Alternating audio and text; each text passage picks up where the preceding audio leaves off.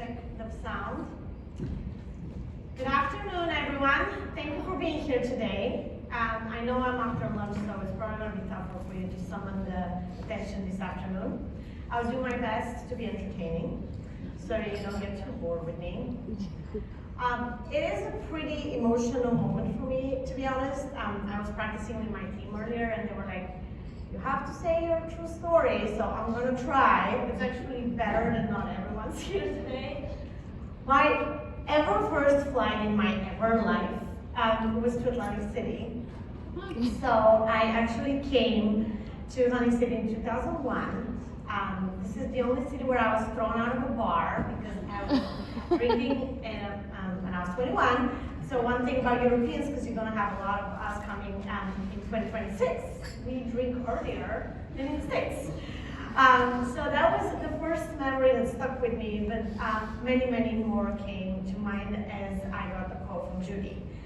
This actually for me is kind of coming back to a part of my life that was very emotional. So this event combines my love for immigration, economic development, and tourism in one. I really, really feel emotional today, and I'm grateful that you found me. So let's talk about my time in Atlantic City in 2001. I was giving out some of the marketing materials for Ripley's, believe it or not. I was a food server in Showboat Casino, and I also sold saltwater taffy and learned for the first time the word fudge on the boardwalk of Atlantic City. I liked it a little too much. Oh yeah, another side note, I actually doubled my size in America because I ate everything that was ever to be eaten here. Cheesecake, I've never had cheesecake before. Bacon, never had bacon before. So all the culinary gifts of America came through Atlantic City in my body. And my mother at the airport said, what the heck did you do there when I got home? It was really, really interesting time. But where my love for hospitality started was back home in Bulgaria. This is a hotel by the Black Sea that is called Verona. I was a family friend that I started working at when I was a teenager. And I remember the first thing I learned from the owner. We don't need them to come back. I'm gonna repeat that. We don't need them to come back. So, the experience was terrible. She did not care. Zero service. And I was just there dealing with angry customers. This was my summer. Mind you, that was the time when we didn't have TripAdvisor and we didn't have Booking.com. Now, I was very happy to find out last night that she is rated 221 out of 226 hotels. Okay? Thank you, consumers, for bringing justice 20 years later. I was extremely happy to say that she's also 6.9 on Booking.com. So thank God that at least hospitality works in the making. But why the gap, right? Why did they not care, and why so much of here is about hospitality and customer experience? Well, the first thing is competition, right? We were a former communist country. There were no choice, no competition, so she didn't need to do much. But when I came here, Harris and Showboat had a comprehensive hospitality training program. I do remember all the Eastern Europeans going at the bar at night. Oh shit, I said bar again? No, we weren't at the bar. We were somewhere outside, not being in the bar. And we were really scandalized that there are 5 days of hospitality training. We were like, what are these people going to teach us? We know it all. And over this first week, I really remember slowly but surely falling in love with hospitality. It was literally the moment where I was like, oh my God, we don't know anything in Bulgaria. And there is so much about the human condition that can be influenced, so much that you can do if you have intent, if you're prepared, and if you're thoughtful about what's happening in the resort. Now, I'm going to give you just a little bit of a theory here, but I think it's an important thing to know. Where we are today is the experience economy. And what we call the experience economy is the time where what we're talking about now and what Harris was doing in 2001 and many other hotels, not just Harris, is actually now being rewarded. So if you look at the curve of economic development, initially everything was about processes. Then we got automation.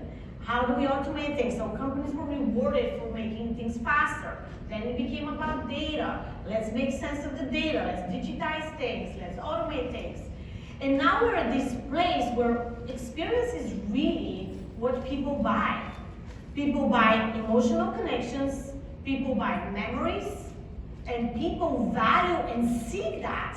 And we're going to talk more about what happened post-COVID, but think about this as you are getting ready to welcome a completely new customer here, your international customer, and how are you going to connect with someone that is not understanding what the Revolutionary War is, or somebody who, no offense, thinks you're a young country, right? How do you position New Jersey and the history of America and the proudness of America in a very thoughtful way to a customer that is seeking connections and emotions? How are you going to connect emotionally with the visitor?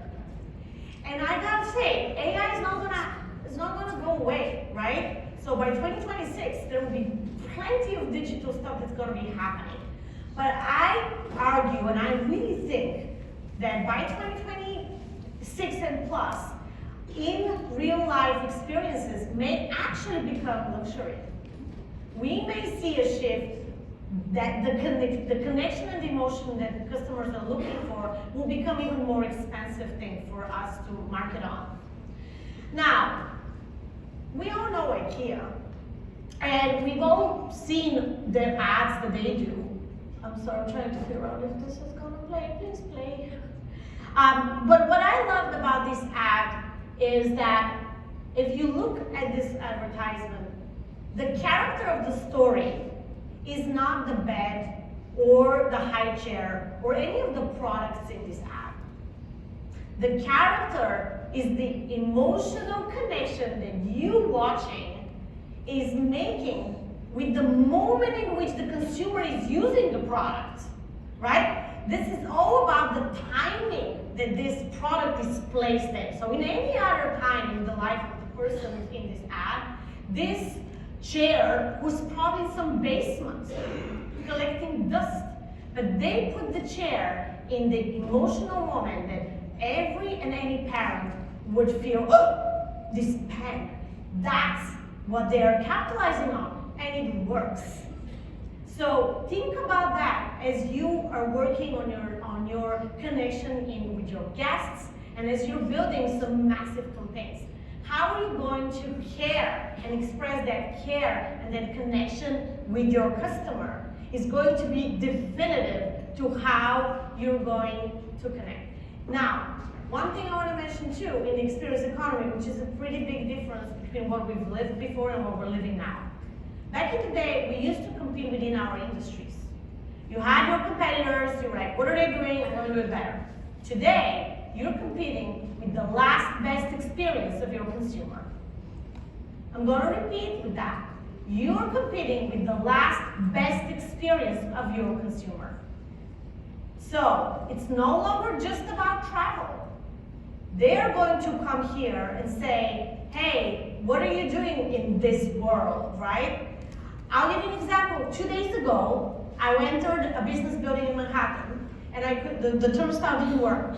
The security guard came and opened the turnstile with her eyes. I want to say it again, with her eyes. She just looked at the freaking thing and it opened it.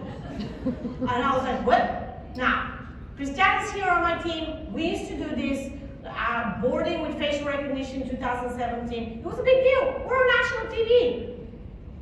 Now, there's a building in the middle of Manhattan where there are security guards that are like blinking here and there. So think about that when we go and we are trying, I don't know where it is, when this picture, well, I had a picture of the paper boarding pass, right? When we travel now, we still use paper boarding passes. So travel needs to catch up big time in what's happening in the world because the world is moving fast. And there's like a race right now about who's gonna do what with what's coming our way. There's no time. There's no time. And there is another slide that I didn't bring from a colleague of mine that just showed how things were changing like this, and then it just skyrocketing now. So 2 years from now to 2026, the change we're going to see, the rate of change that we're going to see is going to be accelerated as if in 20 years passed. So back to you guys. What are you going to do about it? How are you going to connect with the world? Because guess what? You're about to enter the world stage. We've been talking about this all day. The world is coming at you guys. It's an additional piece of pressure. We're talking about the final of Qatar's game. Last time was 80,000 people. But again, 80,000 like, it's not, well, how about the same day? Okay? How about they doing the same day? How about they like to drink? How about they have history that defines their alliances? The World Cup of Europe is not about the game. I'm going to say it again. It's not about the game. It's about world history. There's extreme complexity about the World Cup. So, back to the 80,000 people that are going to come with their drinks, and what are you going to do? Because the ball is in your court. You here are the people that have a couple of years to connect and to hit it out of the park. This is an expression I learned in America. We don't use that in Europe. So let's talk about what they're expecting, right? Back in the day, we were so worried about making people comfortable. Oh, I'm comfortable. Now, nobody cares. It's table stakes. If you don't make people feel comfortable, you lost at the start.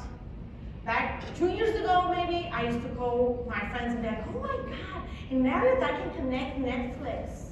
You know, I can customize my TV. Now, if they don't have it tonight in resorts, I'm going to call somebody and be like, what is going on? Why I can't connect my Netflix account? Personalization was something that we talked about 2-3 years ago. Now it's expected. It just is. And to add on, what's happening in the world is bringing additional trends. Back in the day, we used to talk about the leisure traveler. The person who would go to a work trip and spend 2-3 leisure days. I remember doing analysis and design when we were in JetBlue, and it was a big deal. Oh my God, they're gonna add 2 days to their trip. Well, guess what? Now the trend has reversed. Now there's a new trend called business. I didn't pick up the name. Business is when there's 75% of the time is leisure, and only a few days at the end are work. So what does that mean about us and all of you guys? This business center is a thing of the past, right? This is not going to cut it anymore. What people would expect is to have their Google eyes in 2 years and have a business meeting in Starbucks. It will be an expectation, and it will be something people would look for. So designing spaces for mixed use is going to be extremely important. And making people connected means Wi-Fi cannot stop, cannot not work, cannot be slow. All of this is connected to a big ecosystem of creating amazing experiences.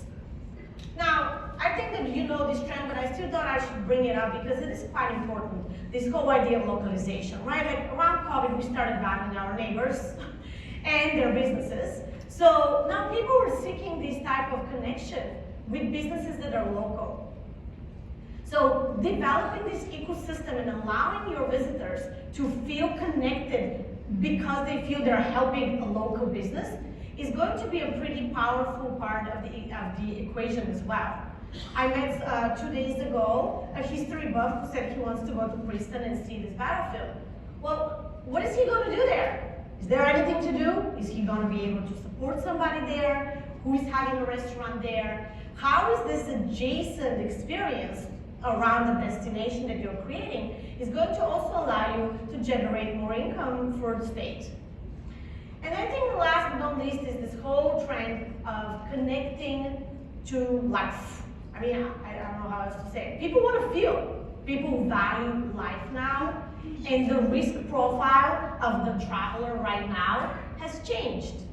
They have, and again, these videos are not the best. I don't know why it's not working, but they are open to doing more risky things. You know, it wasn't as popular before to do some stuff that now is becoming more popular. And it's because now we want to feel. And again, back to you guys, what is it gonna be the feeling that I feel when I come to New Jersey? What do you want people to feel?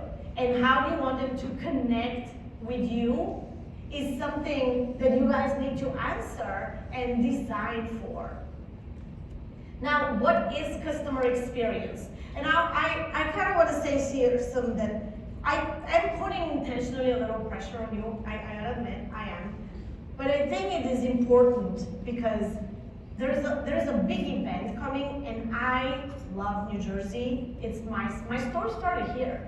And I would love to have people talk about you guys and bring more guests. So having that pressure and urgency is very intentional. But what I want to also say is there is a method to the madness. So it's not impossible to create amazing experiences for so many people.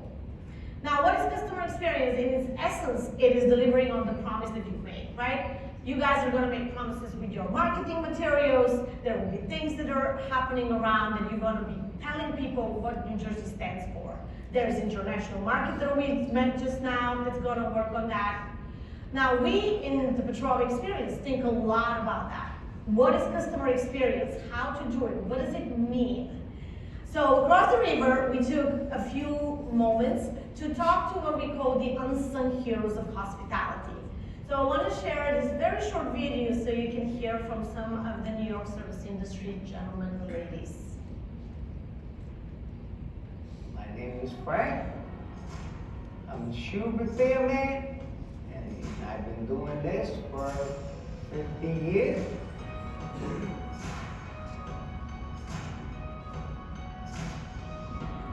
So you have some nice customers, you have some grouchy ones, but you better take care of all. My name is Ann. I'm a registered dental hygienist. I've been in this field for 39 years. So whenever people say, well, when did you graduate? I tell them 1980. What do I hear? Oh, wow, I wasn't even born then. Okay. Paperwork never ends. Your desk is always cluttered. When a patient comes in, when I'm finished with them, it really is a great feeling. My name is Austin. I'm a limo driver, and I've been driving for about 8 years. My name is Susan Alvite. I came to New York in 1980 from Liverpool, England. And I come across different people, who do. You walk away and think, that was a nice experience. Hi, my name is Dmitry. I do tours in Central Park for 7 years. This job gives me a lot of opportunities to speak to the people from all around the world. And I met so many interesting people, and I love this beautiful place. First thing that comes to mind when I hear customer experience, you ask your question, will this person basically call me again for the same type of service? Was he happy with what I delivered? Customer experience is how you handle people and how you take care of them. You hand them the mirror to look at their teeth, and then, whoa, that looks great. Oh my God, never seen them so clean. So yeah, so my best part is like it's instant gratification for a job. So one of the most important things, in my opinion, to find the connection with the customers.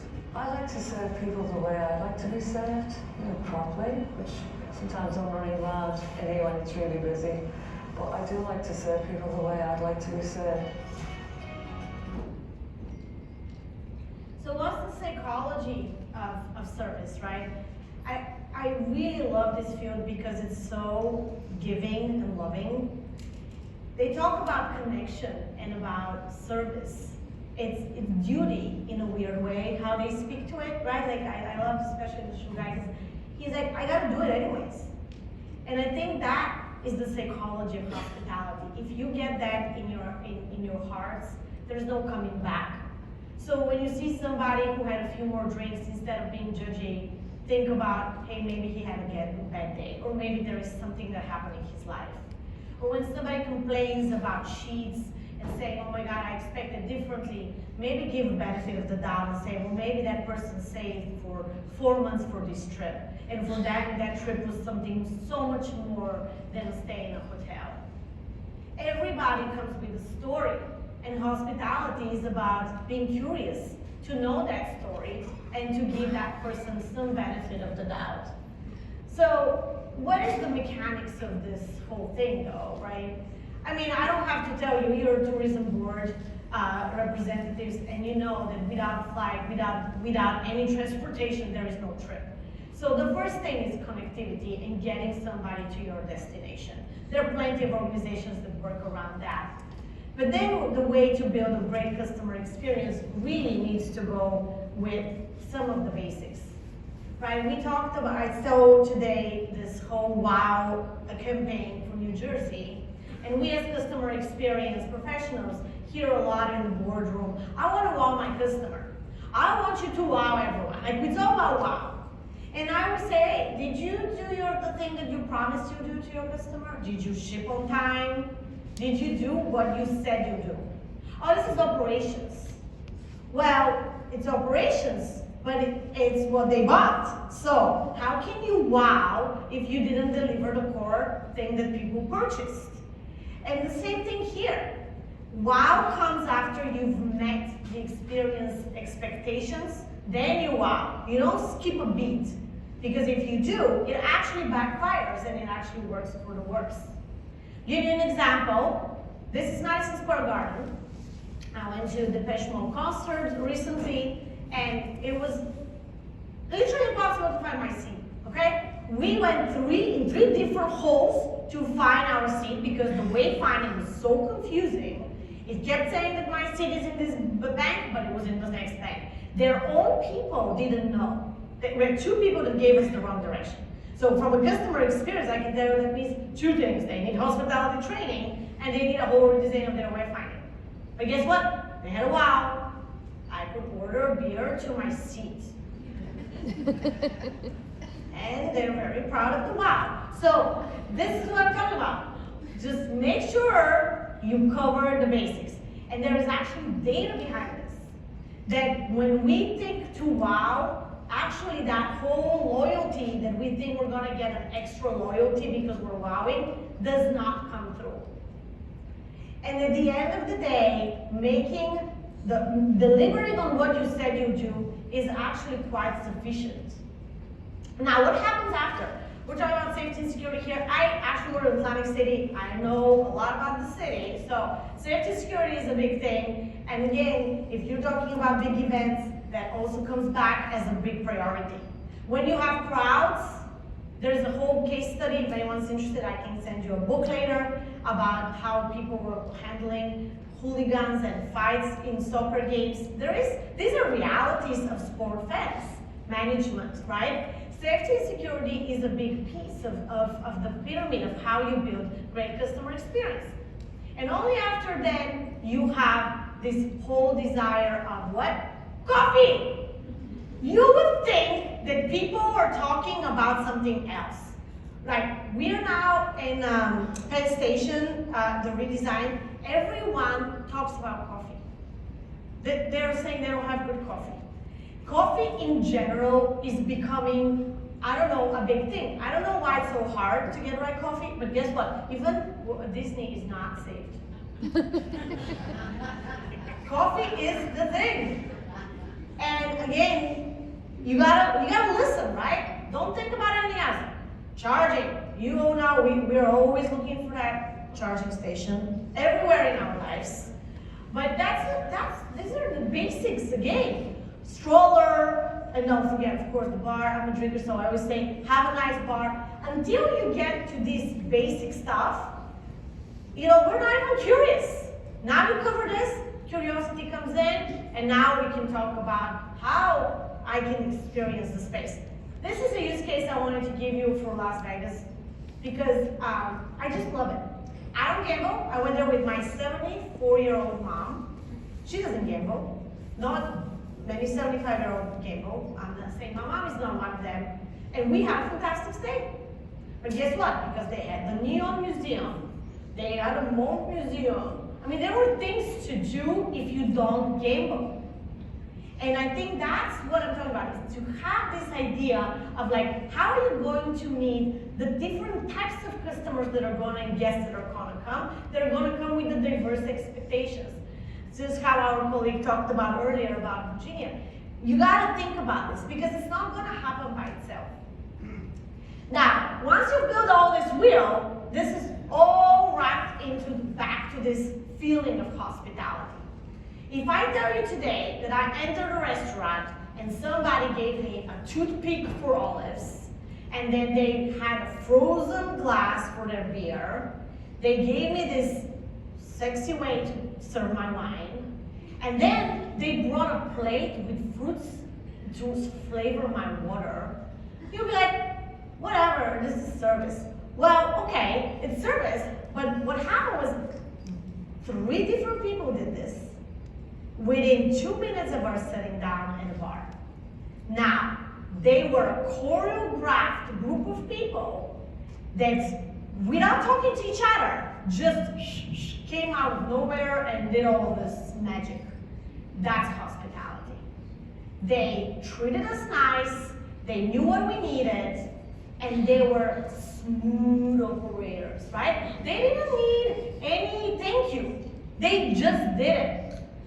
That's hospitality. If you get that level of coordination and then level of intuitiveness in your service, oh my God, people will talk about it. Just like I am. Mexico, go. It is a great place to be because they get it.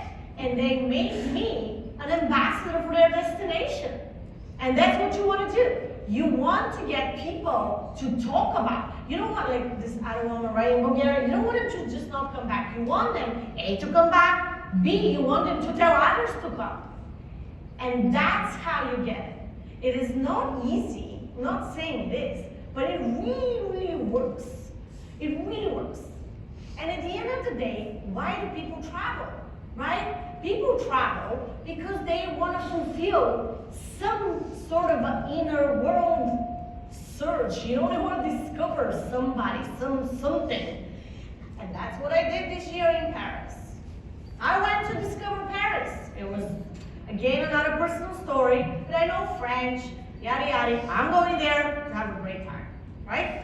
They have made promises about their destination for what, like 100 years? I don't know, many years, right? So what do I expect, right? I'm like, oh my God, I'm gonna have croissants, they're gonna be buttery, they're gonna be the best croissant ever, I'm gonna have these cheeses, I'm a wine drinker, I'm gonna be having the best wine ever. I mean, we were like, oh my God, the metro will be probably great because our New York metro is horrible. Oh my God, oh, Chanel is there. I'm gonna buy my this staple lipstick from the source. I had these whole expectations mapped out, okay? What did I get? Warm wine, literally warm wine in July. I got the cheapest cheese that they ever had. I got terrible service. They literally hate us. Like they hate us. That nobody wanted to serve us. I was the enemy of the state at every restaurant I walked in. In the metro, literally like they would see us, and the moment somebody saw a customer go in, they would hide. They would just go inside the thing. I was like, what's happening here? Why are they running away from their tourists? Terrible experience. It was just so bad. And then there was this Uber driver that yelled at me for traffic that I'm causing it. I mean, literally, end-to-end, horrendous. And I had so much hype. I was so disappointed. You guys have no idea. I had all these plans to bring my mother. It was like all crushed. Now, why I'm talking about this? This is not just like an anecdote about, oh, I don't even want to talk about this Chanel. Oh, she couldn't sell me. She didn't know her own products, so I refused to buy it. But why I'm talking about this? Because the elevation is important here. Like we talked about elevated experience. The problem in elevated experience is that people also come with their own elevation, right? I brought my psychology to this trip. So I have elevated expectations because I planned for this trip, and during the planning I got excited. So when we talk about elevated experience, it's not just about what's happening during the trip, but it's also what the consumer is bringing. But I also want to say that that whole piece is important because when we talk about trips, we always think about the destination. Like it's like a transaction, you know what I mean? I'm going to come here, somehow I'm going to transport here, and then there's an experience here. But in customer experience, what's the brilliance of it and what's the impact of it is to understand that that's not how it goes, right? We don't have the ring where we're like, no, there's so many interactions that happen along the way with different organizations, with different people. I have the planning, where the expectations are set. I have the whole, how do I get there, right? Airports, airplanes, all kinds of stuff is happening. I have the actual stay. And then I even getting out, checking out. Uber, is there Uber? Are they on time? What's happening? It's a pretty complicated system, actually, that actually gets us to say, did we love it or not? It is not one thing. It's many things that are connected with many organizations and many players in this ecosystem. So you are the coach of these players, right? This is the room of all the players and all the organizations that connect all of this in one whole. And you need to think about how would that be a system that's going to make these ordinary transactions and turn them into memories. Because that's what we talk about at the dinner table when we get home. We talk about the memories that happen. So the memory can be good or bad. And in each of these interactions, there is a big, it's a reset. You have that opportunity to map it and to design a whole story at the dinner table. So don't underestimate that power. Now, this is an example of Los Angeles. We use it in our hospitality training. I love it because if you look at this facade, I mean, I'm not going to quiz you, but I don't think anyone here is like mega excited about this facade. It's a retro facade of a hotel in Los Angeles. Well, this hotel has TripAdvisor certificate that it's the #1, and they have, back to our ranking, didn't resist, they're number 10 versus 413 in Los Angeles, right? So, how did they do this? I'm 12 years old, and he takes my brother Danny and I with him to a food trade show in Miami. And we stay at the legendary Fontainebleau Hotel. While I have some vague memories of this trip, there's one memory that stands out clearly. We go to dinner, and as we're leaving, my brother and I notice right by the hostess stand this beautiful fountain. But instead of water inside this fountain, it's filled with Hershey's Kisses. And we don't know what to do. I mean, it's right there in front of us, and there's thousands of them. The hostess comes around, and she hands us each an empty brown paper bag. And she says, go ahead, fill it up.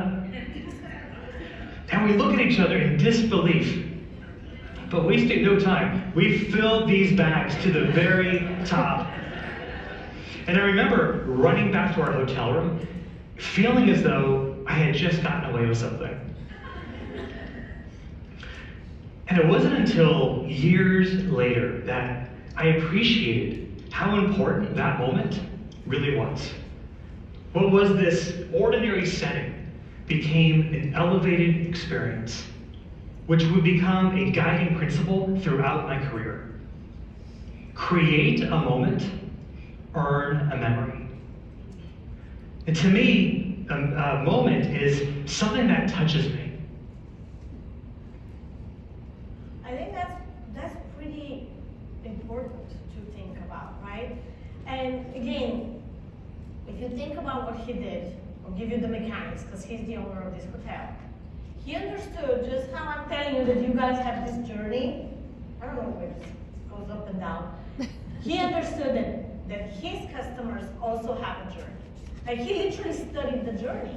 And then he said, what are the pain points of this journey? And then he removed them. That's it. I mean, it sounds easy, but he did it.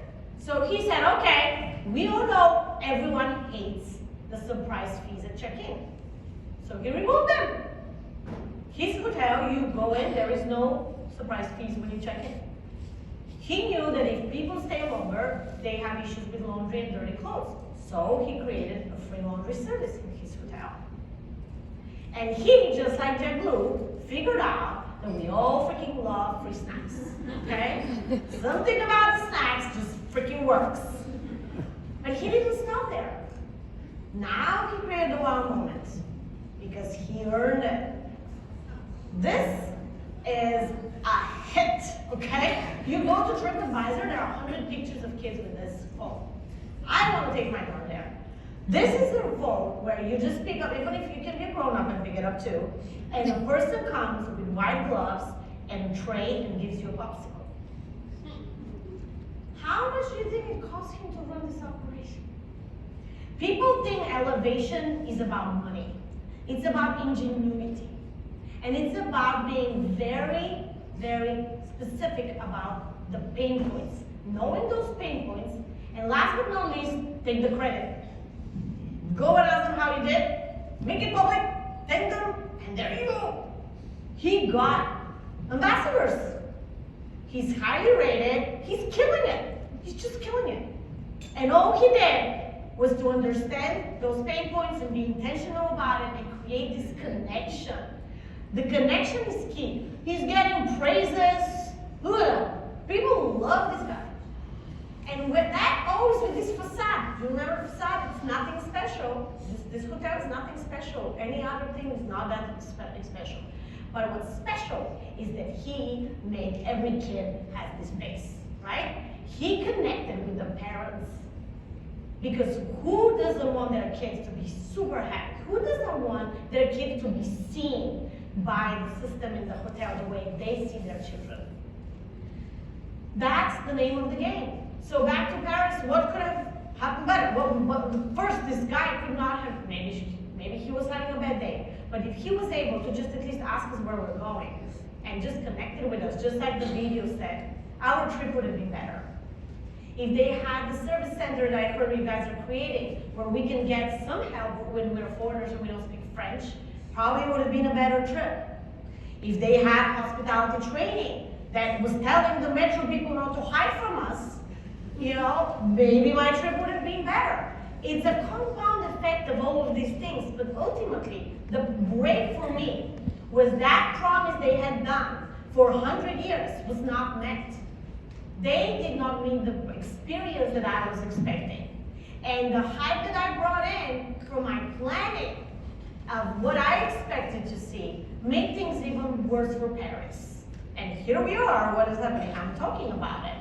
Now, why I wanted to go there is because I want to leave time for some questions. But I want to go to something that I want to talk about a little bit more. Now, what we know is that on average, a customer would tell 6 people about their experience, okay? We know that, that's a stat that we work with. Now, people who talk about the experience here, for sure, they're gonna talk about the good, they're gonna talk about the bad. By the way, this is me expressing publicly my feelings. I'm not average. So average tells 6, I'm not average. So what is the goal? The goal is that you create these brand ambassadors that are going to broadcast some good feedback, not the people that are going to talk about their bad experience on LinkedIn. I want to give you the funny math we did because I think it's important to understand the financials, and this is an ROI presentation. I want to know that you know how much money is at stake here. Now, this is a very small use case, right? This is Paris, me and my friend. How much did we spend on this trip? Together, we spent $5,000. And I'm being conservative. I probably don't want to know that I bought some horses and stuff. So, let's say 5, okay? 5,000 is what they got. Now, I had terrible experience, and he had terrible experience. What did they lose? Now, we didn't tell 6 people, so that's another 30 that they're never gonna see. Because people who would have gone are not gonna go now.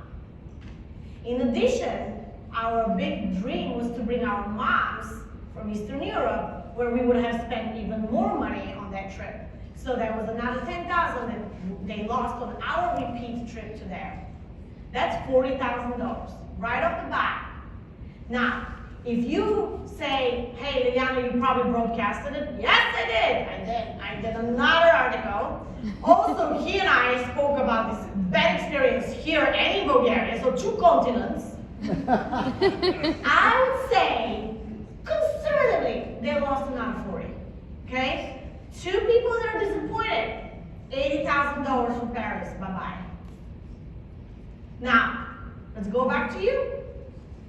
You know, and your 80,000, 88,966 that may or may not come for the final year. What's gonna happen when they come? That's your job, guys. Are they going to be the ambassadors, or are they going to go and broadcast the way I am? And I know it's tough, because that means if you go back to the journey, that we're talking about people, everyone needs to connect, right? We're talking about hotels, we're talking about airports, we're talking about how do you guys reimburse even people for extra hours for some valet services. We're talking about Wi-Fi providers. How is your network not gonna fail? There are many players, but I think what I'm trying to say here very, very much repeatedly is you really are in the power seat, and you have time. And customer experience can be the jewel of New Jersey. And you can do it. I know you can, because otherwise I wouldn't believe in being on this stage. Now, if nothing I said so far is convincing you, I want to leave you with this, one of my favorite pieces from a brand that is very much connected with their customer, and it very much understands what they feel and they want.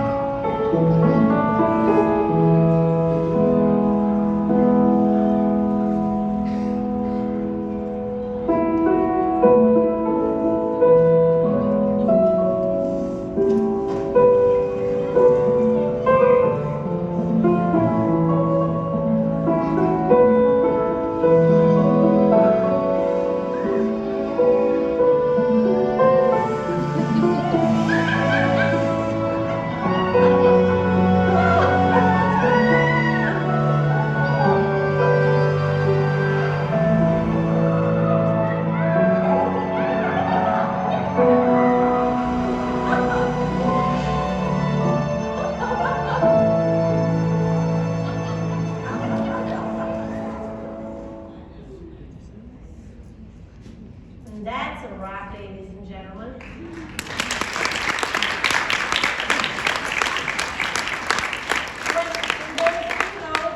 I always say, if anyone has any questions, I'm here. If you guys wanna, I have my girls with mics. But I do, before we go there, I wanted to say, you know, one thing I didn't want to mention is you really think about what people want to feel, right? Just you're in the business of feelings. So create feelings. Questions? Come on, somebody's got it. Here we go. Can you leave me with? Thank you, Liliana. That was fantastic. What was it? Okay. I always say that it is great when someone is selling something and really stages that sale. I think you have done this. You are selling customer experience, and you have given us here an experience. I want to, and this is not just me commending you, but this is a preamble to what I'm going to say. The question, you are talking a lot about hospitality and hospitality businesses, right? But I think that making every business a hospitality business is a winning strategy. It is hotels and the whole hospitality industry has gruesome training for the people who are going to be serving, right? Retail and other industries do not. How do you see a way of translating this hospitality mindset from the hospitality industry to other industries, namely the Main Street and downtown small business industry? That's a great question. I think to a great extent, it starts with the consumer. You know, I'm faced with this a lot in Bulgaria. You know, I go home and people are like, well, America has this great experience, why is it so bad here? I'm like, well, have you told anyone? Like, have you gone and complained? Have you not used the service? Oh, no. Well, then why would they do it? You know, the businesses are for-profit businesses. And unless they have a pain, I mean, firsthand, right, we're sellers, we're customer experience people. When I go and somebody says, I don't have any pain in my revenue, it's game over, right? Because they see me as a cost center. They say, oh, more training? Why? I don't need this. I just got more revenue yesterday. So the retail industry and all the industries that are going to, you know, feel that transition and need to invest will happen when they are starting to feel the pain.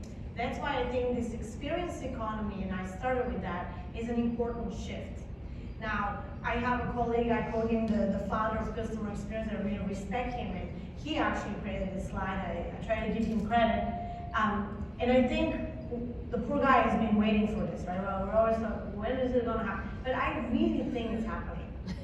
I really think now it's happening, and I feel it in the firm, in our firm. I think that we have reached that threshold where more people are calling us for help. We're in public-private projects that we would have never stepped foot in before. People are writing different RFPs. We feel it. And I think it's because of that experience economy that finally is catching on to actually be part of our day-to-day. So my short answer is stay tuned, it's coming.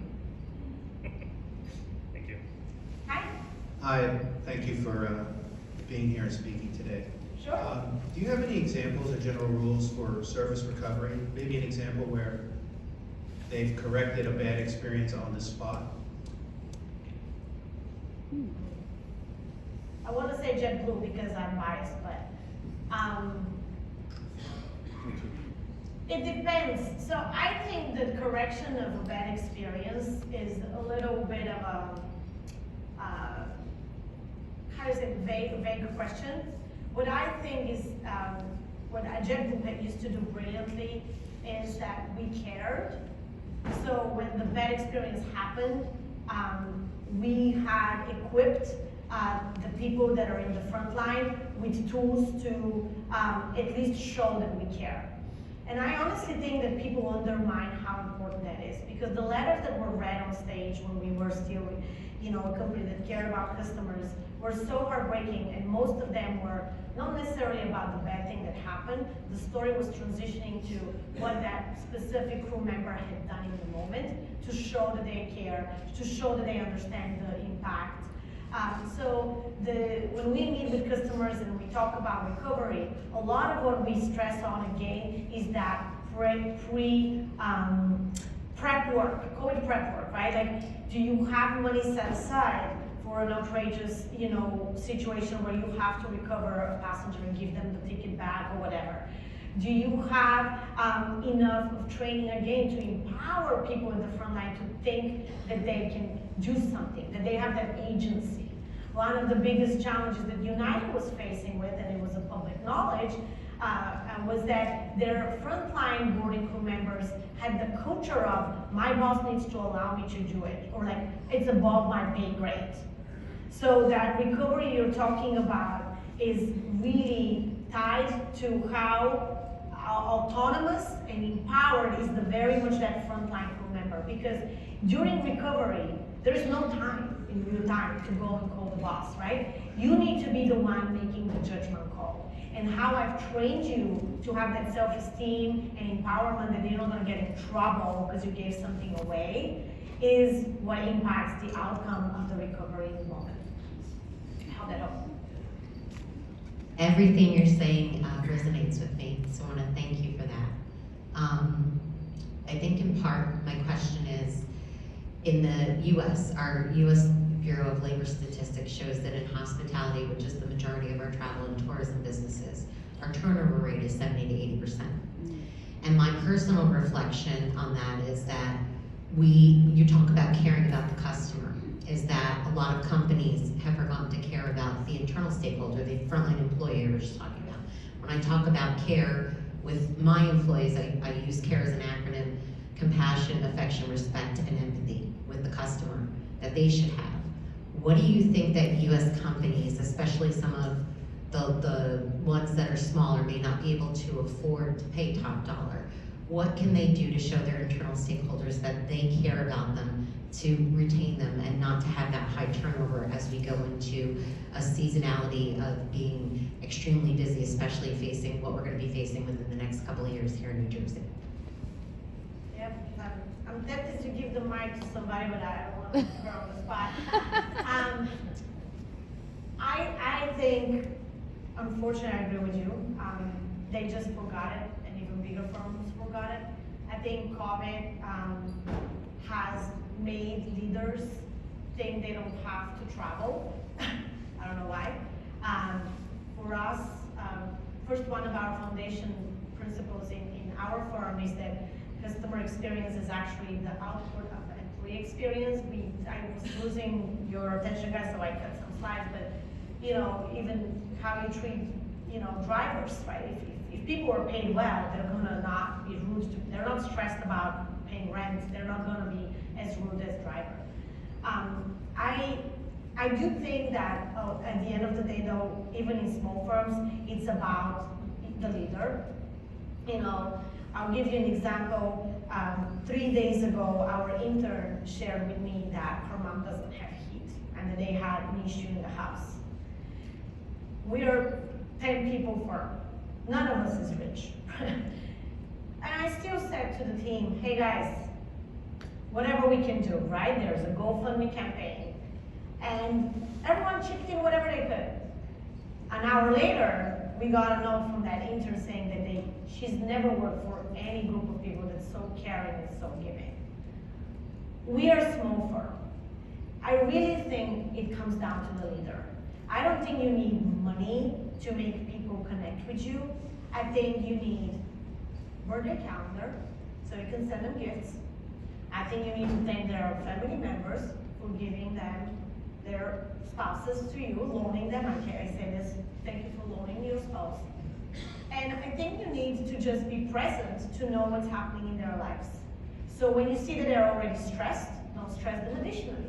I don't think that's financial decision. I think that is literally the leader. And I think it's possible in any scale. Because I can tell you that the people that saved me from being on the ground because we lost a big deal in March were the people that were not paid to write the RFP with me. I gave them no money for this RFP, and they lifted me up. It's about that connection again, and that story you're writing together, and making the team part of your journey. I think this whole hierarchy of the 80s and the 90s of like titles also is kind of messing us up a little bit. Because at this stage of the game, I can tell you for a fact, when we did the research project in Penn Station, we had a lady that's retired, and we had junior people, and the junior people would call me like, she doesn't get any of these systems, she cannot know this, she's slow. I was like, shut up. Shut up. Because she's the only researcher. What do you know about research? Can you go into a focus group and get insights? No, shut up. Go and teach her, right? But that's the training, right? Like, there's no hierarchy. We all come together with the people that know the most about the old, and especially what I said about AI, guys, I can't undermine this. We all are gonna have these different lanes where we are very strong and very slow in. And the good teams will be the ones that have one of each, so they can be a great team and do this together. So recognizing that, I think, is important. But back to hospitality, I also think that we really need to invest in people.